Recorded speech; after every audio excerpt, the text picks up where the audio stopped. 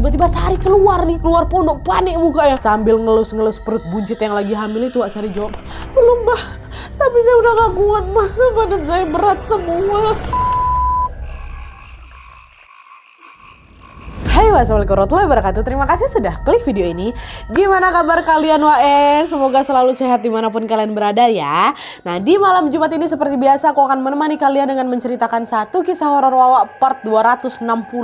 Cepat kali udah nyampe part 260 aja bah. Buat kalian yang gak mau ketinggalan kisah horor lainnya atau juga video-video lainnya, bisa langsung cek aja ke playlist. Ada playlist KHW dari part 1 sampai part sekarang, dan masih banyak juga video-video dari kategori yang lain. Nah, di kisah malam ini Wak, sesuai dengan judul, aku akan bercerita tentang pesugihan melon. Tapi di sini kalian jangan membayangin melon tuh buah ya, buah melon, bukan. Melon di sini tuh merupakan sebuah sebutan untuk salah satu praktek perdukunan yang sering terjadi di daerah Wawa kita, Wak. Dan kalau biasanya aku selalu menceritakan Wawa yang kena imbas dari praktek pesugihan kan, sekarang gantian aku akan bercerita tentang Wawa yang menjadi salah satu saksi dari aksi pelaku pesugihannya. Penasaran kalian kan? Tapi tunggu bentar Wak, sebelum masuk ke ceritanya aku mau curhat dikit lah, ini nggak apa-apa ya. Tadi malam aku tidurnya agak telat Wak, gara-gara ada 1-2 hal yang harus aku kerjakan lah gitu kan. Terus karena tidurnya agak kurang nih, pas aku bangun rasanya masih lemas Wak, dan karena cuaca juga lagi panas jadi kurang semangat gitu aku buat melakukan aktivitas. Nah, supaya lemasnya hilang nih aku butuh yang sejuk untuk ngebooster semangat aku lagi. Cocok kali buat hari yang lagi panas kayak sekarang nih. Pasti kalian penonton setia aku udah hafal kali kan minuman apa yang mau aku buat kan. Apalagi kalau bukan kopi favoritku, Pikopi Gula Aren. Pikopi Gula Aren ini bisa disajikan hangat atau dingin Wak, semuanya enak. Tapi karena sekarang aku lagi pengen minum es, jadi aku akan nyobain yang versi dinginnya dulu ya. Cara nyajiinnya gampang kali Wak. Sekarang kita buat es Pikopi Gula Aren bareng-bareng yuk. Pertama-tama ambil 1 saset Pikopi Gula Aren, gunting sedikit di bagian ujungnya, lalu tuang semua isinya ke dalam gelas. Seduh dengan air secukupnya, kira-kira setengah cup aja, lalu aduk sampai semua kopinya larut. Nah, kalau udah larut tinggal ditambah es Wak. Jadi gampang kan? Aku minum dulu Wak ya. Aduh, aromanya wangi kali. Arennya tuh loh Wak, kecium kali ya. Bismillahirrahmanirrahim.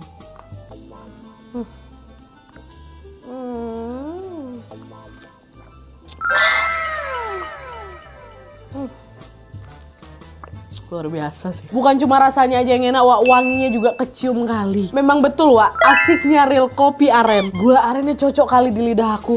Perpaduannya pas dan gak terlalu manis juga. Buat kalian yang suka ngopi juga, aku rekomendasikan kalian untuk nyobain Pikopi Gula Aren. Selain bisa merasakan kopi yang enak dan juga menyegarkan, tentunya dengan membeli Pikopi Gula Aren, kalian juga gak akan rugi sama sekali. Karena pas sekali sekarang lagi ada promo beli 2 gratis 1 Wak. Jadi tunggu apa lagi?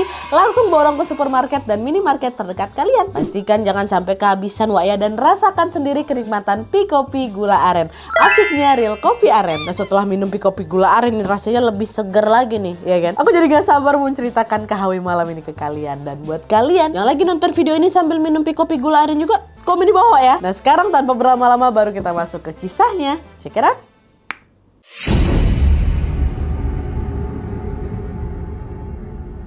Oke Wak, jadi kisah yang aku ceritakan malam ini dikirim sama Wak kita yang bernama Mamat dari Jawa Tengah. Halo Mas Mamat. Ya, jadi pengalaman horor yang dialami Mamat ini terjadi pada tahun 2021 lalu Wak, ketika dia ini membuka usaha persewaan atau rental mobil. Nah, selama menjalankan usahanya, tidak jarang Mamat ini juga menawarkan jasanya untuk menjadi driver juga. Jadi kalau ada yang rental mobil ke Mamat, mereka bisa minta tuh Mamat buat sekalian jadi drivernya apa enggak lah kayak gitu. Nah, salah satu orang yang pernah menggunakan jasanya Mamat adalah temannya sendiri, namanya Benny Wak. Dan FYI pada saat itu Benny ini udah punya istri namanya Sari, dan Sari ini pun lagi mengandung calon anak pertama mereka, yang mana usia kandungannya sudah memasuki 5 bulan ya. Nah, terus pada suatu hari Benny ini, si kawannya ini, tiba-tiba nelpon Mamat. Dia bilang, "Weh Mat, minggu depan kau sibuk nggak Mat? Aku mau rental mobil kau nih. Terus kalau misalnya kau senggang, kau punya waktu, aku juga pengen kau aja yang jadi drivernya. Bisa nggak apa Mat?" Kata si Benny kan. "Oh bisa. Mau ku antar kemana?" Kata si Mamat kan. "Agak jauh Wak, di kota A." Kata, pokoknya adalah salah satu kota di ujung Jawa Tengah lah gitu kan. Di kota A itu Wak. Kebetulan aku sama istri aku lagi ada urusan di sana. "Oh si Sari ikut Wak." "Oke nggak apa-apa, mau kok aku. Nanti kabarin aja fixnya tanggal berapa. Nanti aku jemput kalian ke rumah." Kata si Mamat. "Oke Mat, makasih ya, sampai ketemu nanti ya." Gitu dah. Singkat cerita, hari yang ditentukan ini pun tiba Wak. Ketika Mamat datang untuk menjemput Benny dan Sari, udah bawa mobil nih, ternyata di rumah mereka, di rumah si Benny, lagi kedatangan tamu juga Wak. Namanya Raka. Raka ini juga kawannya si Mamat juga. Mamatnya apa kan? ada kau Raka, udah dari tadi kau di sini? Raka jawab, iya Man, aku ada di sini juga. Dari tadi ku tunggu kau, katanya. Loh kau nungguin aku, ada apa? Nah belum sempat si Raka ini berkata apa-apa Wak. Sekarang gantian si Benny nih yang mau dijemput ini ngomong. Raka ikut Wak sama kita ke kota A tuh. Soalnya dia yang tahu alamatnya, jadi nanti dia yang ngasih petunjuk jalan, katanya. Oh gitu. Yalah. Ini sebenarnya kita mau kemana? Alamat siapa yang mau kita tuju nih? Nah mendengar pertanyaannya Mamat Wak, Benny ini sempat terdiam bentar tuh. Lalu selang beberapa detik kemudian dia bilang, Mat, kayaknya ada yang mau kau omongin dulu lah Mat sama kau. Ada yang perlu aku ceritakan sebelum kita berangkat, katanya. Nah dari nada bicaranya nih Nat, macam serius kali gitu kata si Mamat kan. Nah disitulah Benny pun mulai menceritakan sebuah pengakuan yang membuat Mamat tercengang di situ. Nah di sini Benny jujur Wak ke Mamat kalau alamat yang akan mereka tuju di kota A itu merupakan alamat seorang dukun yang namanya Mbah Didin. Nah Mbah Didin ini cukup terkenal katanya Wak di sana dan dia punya banyak sekali customer.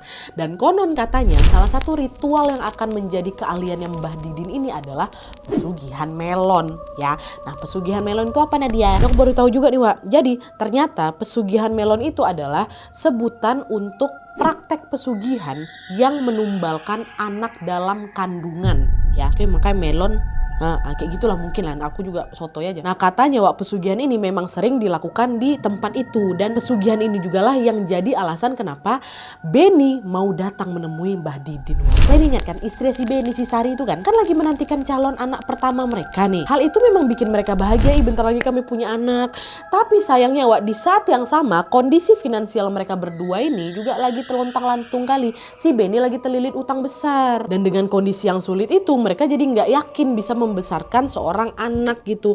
Alhasil mereka pun mengambil jalan pintas, jalan salah dengan nekat melakukan pesugihan melon dan menumbalkan calon anak mereka sendiri Wak. Ceritakan ini nih dari Benny ke si Mamat. Dengar itu shock lah aku Nadia. Kok jangan sembarangan kok ya Ben ya. Itu darah daging kau loh, kok tega kau numbalkan anakku sendiri. Anak pertamamu loh ini. Gara-gara dia lah kau nanti kau dipanggil bapak. Apa mau kau tumbalkan dia gak salah apa-apa Ben. Mat, aku kalau punya cara lain gak ini yang aku lakukan Mat. Aku gak punya pilihan lain. Aku juga ada diskusi kok sama Sari, ini juga bukan keputusan aku sendiri kok, ini keputusan kami berdua. Nanti Mat, kalau misalnya kami kaya, kami pasti lebih siap buat besarin anak kami yang kedua, yang ketiga, seterusnya. Biarlah anak pertama ini dikorbankan untuk calon adik-adiknya itu, kata si Benny. Nadia, bayangkanlah tuh, apa yang disampaikan Benny itu bikin aku speechless sekali, kata si Mamat kan. Tapi di situ aku nggak bisa berbuat apa-apa Nadia. Dia udah kepalang janji pula duluan sama si Benny kan Wak. Mau nggak mau Mamat ini tetap harus menjalankan pekerjaannya, yaitu mengantarkan Benny dan Sari sama si Raka juga lah ke kota A itu. Di situ Mamat bilang, pokoknya aku di sini nggak mau ikut-ikutan ya sama semua yang kalian lakukan di sana ya Ben ya. Aku cuman sebatas ngantar aja. Kau bayar aku buat ngantarin kau kan. Aku di sini lagi kerja, kata si Mamat gitu. Iya Mat, aman, udah kau cuma nganterin aku aja kok, katanya. Jadi di sini si Mamat ini cuman mau nganterin teman dan istri temannya untuk melakukan ritual pesugihan melon ini. Dah tuh, setelah semuanya siap Wak, Mamat, Benny, Sari sama Raka ini pun memulai perjalanan menuju ke kota A. Setelah berkendara selama kurang lebih 3 jam, akhirnya sampailah mereka Wak di rumahnya Mbah Didin ini. Tanpa banyak basa-basi lagi, Benny pun langsunglah menyampaikan bahwa maksud kedatangan mereka ke sana adalah karena mereka mau melakukan pesugihan melon Mbah. Mbah Didin langsung jawab, oke, gampang itu Mas, tapi ritualnya nggak bisa dilakukan sekarang nih karena ada beberapa syarat-syarat yang harus kalian penuhi dulu. Lengkapi dulu semua syaratnya, nanti baru Mas Benny, Mbak Sari sama istri datang lagi ke sini ya. Oke siap Mbah, apa syaratnya, kata Benny kan. Siapkan kain mori, dupa, kemenyan, jajanan pasar bermacam-macam jenis, sama 1 kardus berukuran besar dan uang tunai 3 juta rupiah yang nanti uang ini akan dilarung ke sungai. Itu syaratnya. Sanggup nggak? Kata Mbah Didin. Oh sanggup Mbah, nanti kami akan siapkan semuanya. Terima kasih Mbah Didin, kami balik dulu, kami siapin, nanti kami datang lagi, kata si Benny. Dah lah tuh. Nah balik lagi lah, mereka kan mau siapin semua itu. Di perjalanan pulang Benny ini bilang ke Mamat, wah kalau nanti pada saat dia sama si Sari ini balik lagi ke tempat yang Mbah Didin untuk melakukan ritual pesugihan itu, mereka minta agar Mamat inilah yang nganterin lagi ke sana. Mereka memang nggak mau pakai driver lain karena mereka takut semakin banyak orang yang tahu tentang perbuatan nekat itulah. Jadi biar Mamat aja lah yang tahu, dia juga kawan kita kok. Jadi tugas aku nggak selesai di situ aja, aku harus ngantar mereka lagi. Di situ Mamat ini memang nggak bisa nolak Wak, lagi-lagi dia hanya mengiyakan saja permintaan dia si Benny gitu kan. Nah, beberapa hari kemudian Benny pun ngabarin lah Mamat kalau semua persyaratannya itu sudah siap nih Wak. Dan mereka akan berangkat ke rumah Mbah Didin lagi di hari itu juga. Dan mereka pun lalu berkumpul lah lagi di rumahnya si Benny. Dan pada jam 2 siangnya mereka pun berangkat lagi ke rumahnya Mbah Didin. Sama Wak, yang berangkat 4 orang juga. Ada si Mamat, Benny, Sari, sama si Raka. Nah, sekitar jam 5 sore akhirnya mereka sampailah di rumahnya Mbah Didin. Kebetulan pada saat itu rumahnya Mbah Didin ini lagi kedatangan tamu Wak. Lagi kedatangan pasien lah gitu, sehingga mereka dipersilakan untuk menunggu sebentar di teras depan rumah. Selama duduk di teras itu mereka nggak cuma berempat aja, mereka ditemani sama anaknya Mbah Didin, kita sebut aja lah namanya Mas Pur. Dan untuk mengisi waktu iseng-iseng si Mamat ini nanyalah ke anaknya Mbah Didin kan, si Mamat ya bukan si Benny. Mamat nanya, Mas, biasanya orang yang datang ke sini karena ada perlu apa sih Mas? Mereka juga semuanya mau pesugihan melon kah? Kata si Mamat kan. Macam-macam Pak, ada yang pesugihan melon, ada yang cari penglaris tuyul, ada. Tapi nanti biasanya ritualnya nggak di sini, karena kalau di sini terlalu rame orang. Nah, terus ritualnya di mana? Kata Mamat lagi kan, di desa sebelah Pak. Bapak saya punya pondok khusus untuk ritual di sana memang. Oh, berarti nanti kita semua ke sana tuh? Iya pasti. Nanti semua persyaratan juga nanti dibawa ke sana kok, kata anaknya, kata Mas Pur ini kan. Nah, setelah menunggu beberapa lama, tamunya Mbah Didin tadi pun akhirnya pulang. Selesai pasien yang sebelumnya balik, Mbah Didin langsung lah ngampirin mereka dekat luar tuh.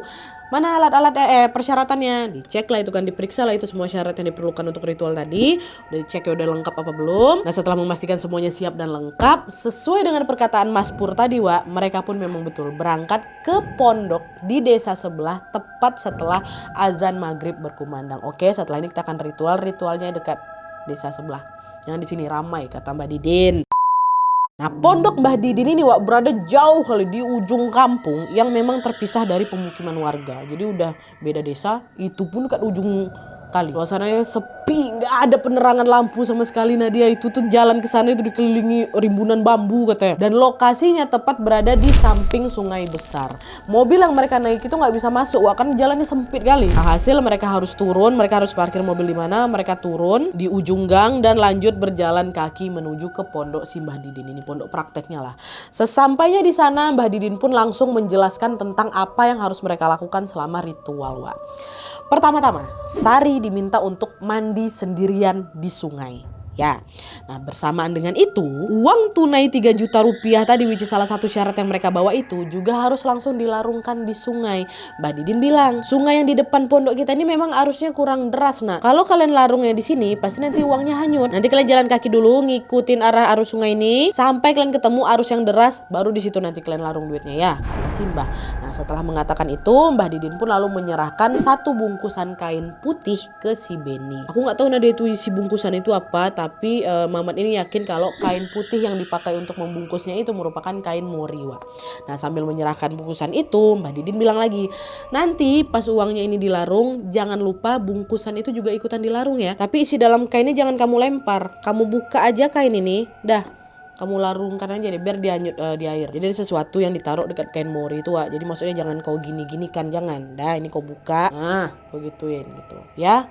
Oh iya Pak, kata Benny. Benny ngangguk aja gitu kan. Dah, mereka pun mulai nyebar lah ini, Wak. Mbah Didin masuk dia ke dalam pondok dia tuh untuk menyiapkan ritual. Sari dia jalan ke sungai buat mandi. Benny ke sungai lah itu untuk melarungkan uang. Sementara Mamat sama si Raka disuruh tunggu di teras aja, di teras pondok tuh maksudnya. Jadi si Mamat kan cuma ngantar aja kan, niat pertamanya tuh kan. Nah, lalu setelah semuanya selesai, Wak, mereka pun berkumpul lagi lah itu di pondoknya Mbah Didin. Di situ Mbah Didin tuh mulai nanya, oke, sekarang kita mulai ke ritual intinya ya. Mana sini kardus besar yang aku kemarin suruh bawa, kata. Benny bilang ke si Mamat kan, Mat, mana kardusnya, kata. Ya, mana aku tahu? Enggak kau bawa ya? Enggak. Oh, ketinggalan di mobil berarti, kata si Benny lagi kan. Iya kayaknya nih. Boleh tolong ambilkan, Mat? Kasihan nanti Sari baru selesai mandi, dia nanti di sini pula dia sendirian. Oh ya udahlah, bentar aku ambilin dulu, kata si Mamat. Mamat lah yang ngambil kardus kat mobil tuh kan, Wak. Mamat mau ke mobil, otomatis harus nyusurin jalan tadi lah. Karena waktu itu udah malam, penerangan nggak ada sama sekali. Aduh, suasana sana sepi, kalau udah ada mencekam. Aku pun nggak tahu kenapa aku yain pula. Sendiri pula aku tuh, si Raka nggak ada ngawanin aku. Waktu di jalan aku baru ngapal aku sendiri jalan di sini ha. Dibantu kawan tuh ha. Di sepanjang jalan Blok Kudu aku merinding aja Nat, kata. Udah lah kan, set dia jalan, nyampe mobil, diambil lah itu kardus tuh. Itu balik lagi. Di sini makin merinding lagi Mamat. Wah, kenapa? Karena dia melihat ada bayangan hitam yang muncul di sela-sela rimbunan bambu pohon itu. Makin lama bayangan tuh kok makin besar ya. Kok makin besar ya. Terus di saat yang sama juga, Wak, terdengar ada macam suara bambu yang dipukul-pukul. kayak gitu. Dan makin lama suaranya makin kencang. Nah dia dari sudut matanya si Mamat ini, Wak, dia bisa melihat kalau bayangan itu makin mendekat ke arah dia. Sambil nenteng kardus nih, Mamat udah ketakutan langsung berlari dia tergopoh-gopoh menuju ke si pondoknya Mbah Didin. Astagfirullahaladzim, aku sebelum kardus. Nah sesampai di depan pondok, Mamat cuma tengok Raka aja tuh, Wak, lagi duduk ngerokok dekat teras. Sementara Mbah Didin, Sari sama Beni nggak tahu aku tuh lagi di mana waktu itu kan. Nah melihat kedatangan si Mamat, Raka nanya, ngapa kok Mat? Kok pucat kali muka kau, ngapa kau lari ngos-ngosan kayak gitu, ha? Tengok apa kau? Gitu. Karena Mamat nggak mau bikin suasana makin nggak enak atau dia juga nggak mau dibilang penakut, Mamat pun akhirnya memilih untuk tidak menceritakan kejadian menyeramkan yang dialami selama perjalanan tadi. Nggak ada apa-apa, biar cepat sampai aja. Aman kok, ini kardusnya udah aku bawa. Mbak Didin sama yang lain mana? Ada di dalam, mereka bentar ya aku panggil dulu, kata si Raka kan. Nah dah, Raka lah bangun, manggilkan mereka bertiga di dalam. Ternyata mereka dalam pondok, Wah. Bah itu udah dibawa kardusnya tuh, ha, dah. Keluarlah ini mereka bertiga yang di dalam tuh keluar dari pondok buat mengambil kardus yang dibawa sama si Mamat. Sembari menerima kardus itu, Wak, Mbah Didin ini menatap ke si Beni dan Sari, pasangan suami istri ini, sambil bilang gini, apa yang mau kalian minta dari pesugihan melon ini? Kalau kalian taruh daun di dalam kardus ini, nanti daunnya akan berlipat ganda. Kalau kalian taruh uang, maka uangnya yang akan berlipat ganda. Wah, dengan kompak Beni sama si Sari langsung jawab. Oh tentu kami pengen uang aja, Mbah, yang banyak. Ya udah, berarti kalian udah tahu ya harus kalian taruh apa kardus ini, kata si Mbah. Nah Beni Sari ngangguk aja tuh, Nat. Nah mereka pun lalu mengeluarkan selembar uang 100.000 dari dalam dompet mereka, ditaruh tuh, Nat, di dalam kardus tuh. Berarti tujuannya apa? Mereka mau uangnya berlipat ganda, ya kan? Nampak aku, Nat, dimasukin duit tuh. Nah, udah dimasukin, Mbah Didin bilang lagi, Mbah mau nyiapin ruangannya dulu, kalian semua tunggu di sini ya. Mbah Didin masuklah itu ke dalam pondok sambil bawa kardus yang berisi uang tadi itu. Dia masuklah ke dalam si pondok itu. Mereka tunggu di luar. Entah apa pastinya yang dilakukan sama Mbah Didin pada saat itu, mereka hanya bisa menunggu di luar. Gak bentar loh, berjam-jam mereka tunggu di luar tuh. Sampailah sekitar jam 12 malam, terdengar Mbah Didin manggil mereka ke dalam pondok. Udah selesai nih kan, semuanya udah siap, kalian boleh masuk, katanya. Nah, pas mereka masuk ke dalam pondok itu, Mbah Didin kemudian mengarahkan mereka ke satu ruangan gelap yang seluruh bagian ruangan itu sudah ditutupi kain hitam. Jadi pondok tuh nggak pondok kecil juga, katanya. Pondoknya agak memanjang gitu. Kok ada suara gitu nggak ya? Suara ini kali ya. Oke, pondok itu agak memanjang, terus macam ada kayak ruangan kecil gitu loh. Nah dia dekat belakangnya gitu. Nah ruangan itu yang udah ditutup sama kain hitam kan. Terus di ruangan itu juga ada banyak sekali sesajen. Dan selain itu ada juga kardus besar yang mereka bawa tadi yang udah diisi 100.000 tuh, tapi udah ditutup pakai kain mori, Wak. Nah di situ Mbah Didin bilang, inti dari ritual pesugihan melon ini akan dilakukan di ruangan ini ya, di ruangan itu tadi kan. Nanti Sari akan tidur di sini sampai ritualnya selesai. Kalau Sari takut sendirian, yang lain boleh ikut menemani dia, asal jangan sampai mengganggu jalannya ritual. Dan ingat ya, siapapun yang ada dekat dalam ruangan ini, kardus yang udah kututup kain mori ini jangan sampai disentuh, apalagi disenggol. Aku akan nunggu kalian di luar sampai semuanya selesai, kata Mbah Didin. Nah setelah sempat berdiskusi bentar tuh, akhirnya diputuskan kalau Sari ini akan ditemani sama Beni lah suaminya, masa ditemani sama dua laki-laki yang lain ya kan. Sedangkan Mamat, Raka sama Simbah nunggu di luar. Udah lah, mencar lah ini, 2 dalam ruangan, 3 kat luar. Ritual pun dimulai, Wak. Ya, sembari menunggu ritualnya selesai, Mamat, Raka, Mbah Didin ya di luar aja ngerokok, kami ngobrol ngobrol biasa gitu kan. Tanpa terasa waktu pun sudah menunjukkan pukul 3 pagi, Wak. Waktu itu Raka sama si Mamat udah kantuk-kantuk itu, Wak. Nah Mbah Didin juga ada persilakan mereka tidur. Udah lah kalian tidur aja, nanti kalau misalnya udah selesai saya bangunin gitu. Aku udah mau tidur tuh, Nat. Baru aja mau ku pejamkan mataku, tiba-tiba terdengar suara ledakan dari dalam pondok, Wak. Dan bersama dengan suara ledakan itu tiba-tiba Sari keluar pondok, panik mukanya. Ada apa, Mbak? Ritualnya udah selesai, kata Mbah Didin. Sambil ngelus-ngelus perut buncit yang lagi hamil itu, Sari jawab, belum, Mbak. Tapi saya udah gak kuat, Mbak. Badan saya berat semua. Perut saya sakit, makanya ditusuk-tusuk. Saya gak kuat. Saya gak mau lanjut lagi, katanya gitu. Loh, kamu gak boleh keluar. Mana si Beni? Gak tahu aku, Mbak. Dia lagi di dalam, mungkin aku gak sanggup, Mbak. Gak sanggup aku, kata si Sari lagi kayak gitu. Mbak Didin langsung berlari, Wak, ngambil si Beni di dalam kan. Nah ternyata pada saat itu si Beni masih berada di dalam ruangan itu. Cuman posisinya Beni ini lagi duduk nyongko, Wak, sambil megang kardus yang ditutup sama kain mori itu. Tadi bilang jangan disentuh kan, apalagi disenggol. Ini kayak mau dipeluk tuh loh. Nah pas kain mori yang nutupin kardus itu dibuka, Wak, ternyata Di dalam kardus itu terdapat tumpukan uang ratusan ribu yang tingginya Nat itu sampai setengah kardus. Melihat tumpukan itu bukannya lega, Mbah Didin kesal yang ada. Nah kau tengok nih, kardusnya belum penuh kan? Itu berarti ritualnya belum selesai, belum berhasil. Harusnya kardusnya itu penuh dengan uang. Kalau kau isi setengah nih, belum selesai ritual kalian. Kenapa udah keluar gitu aja? Hah? Udah semua kumpul di depan ah. Marah Mbah Didin wah. Udah kumpul itu mereka lagi di teras kan, si Benny, Sari, Mamat, Raka sama Mbah Didin semua di situ. Nah di situ Mbah Didin nanya ke Sari, Sari, tadi Nyai udah sempat datang gitu kan. Tuh aku nggak tahu Nadi siapa Nyai dimaksud sama Mbak Didin ya kan. Tapi dari obrolan ini bisa disimpulkan kalau Nyai itulah yang membantu si Benny sama si Sari dalam melakukan pesugihan melon ini, Wak. Terus Sari jawab, iya Mbak udah, tadi aku udah nengok Sari pula nengok Nyai. Nah itu berarti perutku kerasa ditusuk macam jarum itu waktu itulah Nyai itu memang lagi ngambil bayimu. Kan kau tahu pesugihan kali ini kan memang bayi yang jadi tumbalnya kan. Kau juga udah mau numbalin bayimu kan. Harusnya kau tetap diam sampai Nyai itu selesai. Kalau kalian tiba-tiba kabur kayak gini, yang adanya itu malah marah lu sama kalian. Kata Mbah. Nah dengar omelan Mbah Didin kayak gitu, Sari cuma terduduk lemas aja. Macam mana lagi? Benny bilang, apa Mbah, maafin istri saya Mbah. Tadi dia lagi ketakutan kali, dia gak sengaja lari Mbah, refleks dia. Nah, terus kita harus kayak gimana nih Mbah? Ritual bisa dilanjutkan atau diulang aja lah? Ya gak semudah itu lah Benny. Ini tuh udah kesalahan fatal. Ritual itu gak bisa asal diulang kayak gitu aja. Kita harus bikinnya ini gak marah dulu, kata Mbah Didin. Karena setelah mengatakan hal itu, Mbah Didin tuh macam terdiam bentar gitu Wak, dengan kening yang berkerut. Pokoknya aku bisa melihat dengan jelas dari mimik wajahnya Mbah Didin tuh Wak, dia macam lagi pusing kali gitu lah. Macam lagi memikirkan solusi apa nih yang bisa mereka lakukan. Karena mungkin kalau misalnya ada apa-apa Mbah Didin bisa kena juga mungkin gitu kan. Lalu beberapa menit kemudian sambil menunjuk Benny dan Sari, Mbah Didin bilang, kalian harus dibersihkan pakai air sendang. Tapi jangan langsung kalian yang turun ke sendang, bahaya, kata Mbah Didin. Mbah Didin langsung mengalihkan pandangannya ke kami lah Nat. Ke Mamat sama si Raka.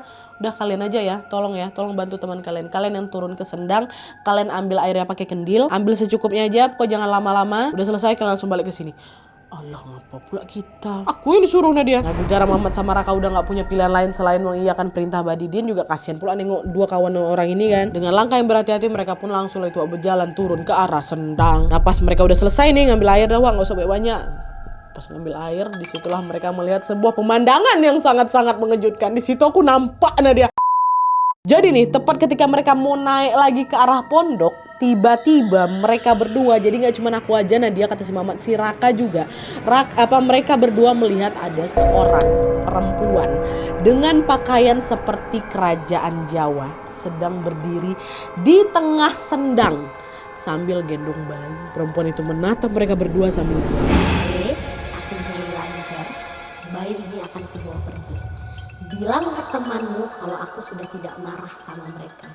Tapi kalau mereka mau meminta haknya, mereka harus datang ke sini dan minta maaf langsung dengan kata si Nyai ini. Suara gemetar, ku jawab, oh Nyai, mohon ampun jika ada salah. Aku cuma bilang itu, udah dia. Langsung balik badan kami buru-buru balik itu ke pondok. Mereka berdua ketemu Nyai itu. Dan seolah sudah tahu apa yang terjadi waktu mereka datang, Mbah Didin langsung nanya, kalian barusan ketemu Nyai Lanjar ya? Nyai udah bawa bayinya Mbah.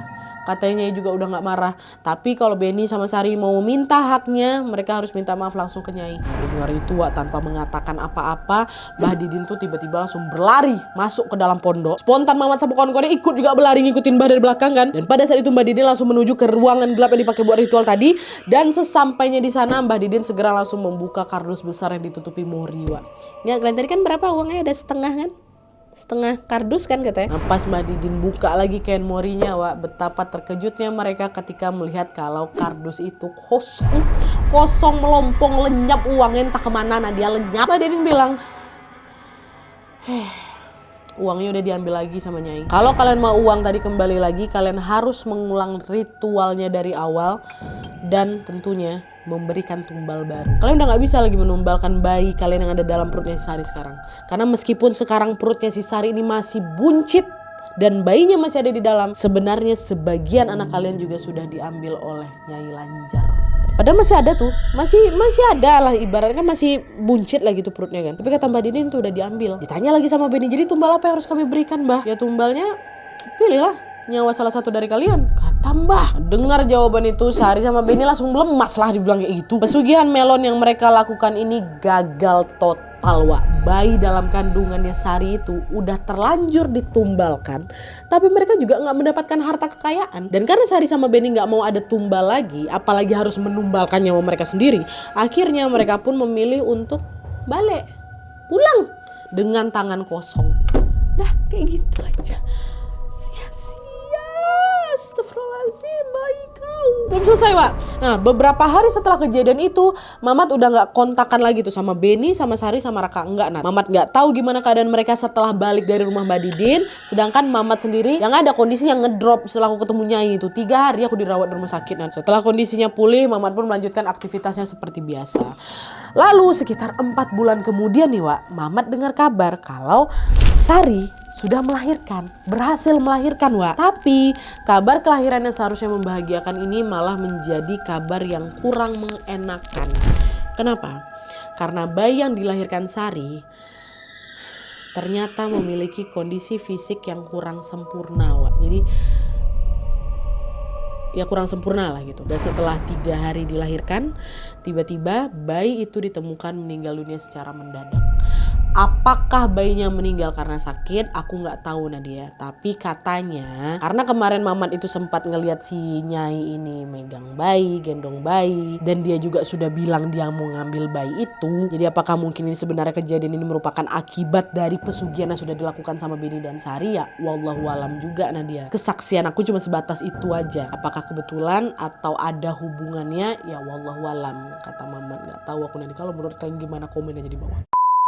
Oke Wak, jadi itu tadi pengalaman horor yang dialami Mamat saat menemani Benny temannya dan juga istri temannya si Sari melakukan pesugihan melon. Dari kisah ini kita kembali diingatkan bahwa bersekutu dengan jin itu sangat berbahaya Wak. Selama meminta bantuan ke jin tentu nggak pernah ada yang gratis. Karena selalu ada harga yang harus kita bayar. Seperti yang dilakukan oleh Benny dan Sari tadi, niatnya mereka pengennya kaya ya kan, tapi mereka harus numbalkan calon anak mereka sendiri. Dan apesnya lagi setelah semua itu dilakukan, pesugihannya gagal total sehingga mereka pulang dengan tangan kosong, rugi jadi double-double. Dan ini juga pesan Mamat buat kita semua nih Wak ya. Mamat tahu waktu itu andai aja aku larang mereka Nat, andai aja aku bisa lebih tegas dan bisa lebih keras untuk memperingatkan teman aku untuk tidak pergi ke sana, mungkin anaknya masih baik-baik aja. Itulah yang disayangkan dari Benny kan Wak, jalan yang benar dan aman kan ada loh Ben, kenapa harus sampai ke jalan pintas?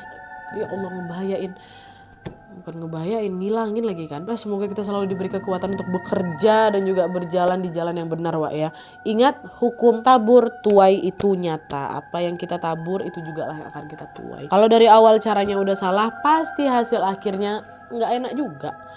Ya. Oke Wak, jadi sekian dulu videonya. Kalau misalnya kalian juga pengen berbagi kisah horor, jangan lupa kirim aja kisahnya ke email kisahhororwawa@gmail.com. Sertakan juga nomor WhatsApp sama Instagram kalian supaya nanti kami gampang hubungin kalian kalau misalnya kisahnya di-up di video selanjutnya. Oke, jadi sekian dulu videonya. Terima kasih banyak yang sudah menonton, terima kasih banyak yang sudah join membership, terima kasih banyak super thanks-nya, terima kasih banyak yang sudah komen, yang sudah like, yang sudah share. Kalau kalian suka video ini, klik like-nya. Jangan lupa komen di bawah tidak ada dan saran-saran video selanjutnya. Jangan lupa nyalain notifikasi ya supaya kalian tahu kalau aku upload video baru. And as always, jangan lupa untuk klik tombol subscribe supaya kalian sama-sama tahu informasi menarik dan menegangkan dari channel aku. See you next video, bye.